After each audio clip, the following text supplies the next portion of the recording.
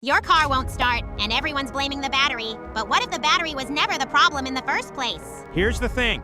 A bad starter draws so much power it can drain a perfectly good battery in under 30 seconds, making you blame the wrong part every single time. So how do you actually know which one failed? A clicking sound means your battery's dead, but a single heavy clunk means the starter solenoid is toast, and replacing a starter costs around $300 versus $100 for a battery.